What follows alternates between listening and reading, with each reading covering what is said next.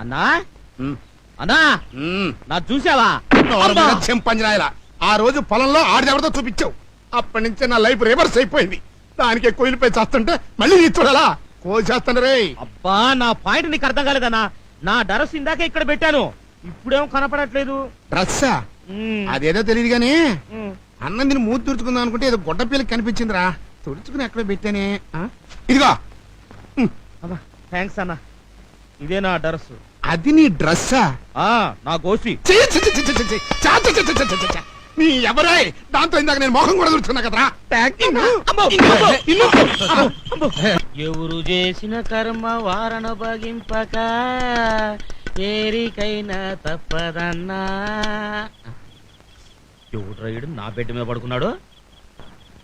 పక్క ముష్టోడయ్యింది. ఎవడను నా బెడ్ మీద పడుకున్నావు? నన్ను తంతా ముష్టి చెప్పునాయాలా?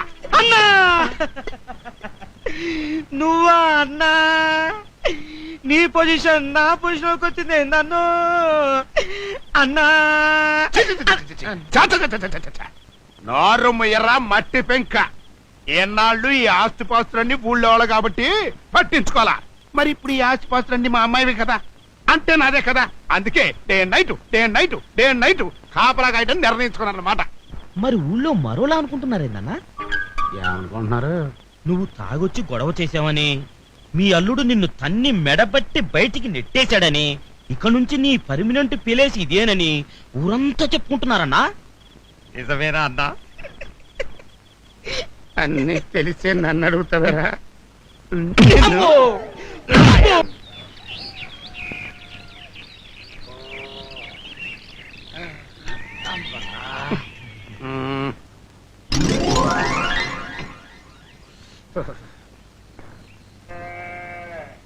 అన్నా అన్నా లేనా టీ తెచ్చాను.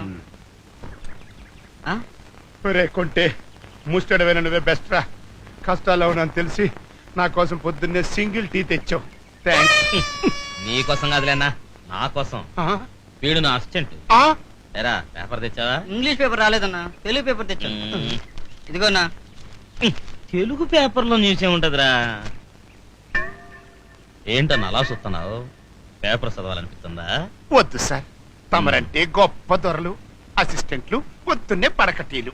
ఇంగ్లీష్ పేపర్ చదవందే తమరి ముష్టి బతుక్కి అందలేదు. చదువుకోండి సార్, బాగా చక్కగా చదువుకోండి. నీ అబ్బరే అక్షరం పొల్లు పోకుండా చదవకపోయావో ఆ పేపర్ పెట్టి నేను మర్డర్ చేస్తా. ప్రాబ్లమ్స్ వాళ్ళు అప్సెట్ అయ్యాడు. నువ్వు వెళ్ళి కాకా హోటల్లో నా కోసం పెసల్ పరోటా చికెన్ కుర్మా రాత్రి ఉంటాయి, అడుగు తెచ్చి. అట్టాగన్నా.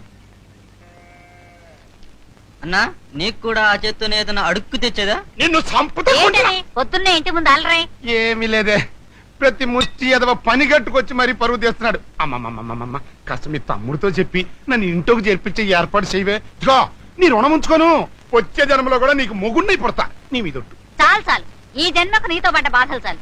ఇప్పుడు నాకు కావాల్సింది నా కూతురు సుఖం. ఇన్నేళ్లు నీ కోసమే నా తమ్ముడికి దూరం అయ్యాను, ఇహ నా వల్ల కాదు. అన్నా రాత్రి మామ పోస్టే పోయిందనుకున్నాను, తెల్లారేటప్పటికి మొగుడు పోస్ట్ కూడా పోయిందే. నమస్కారం సుబ్బారారా.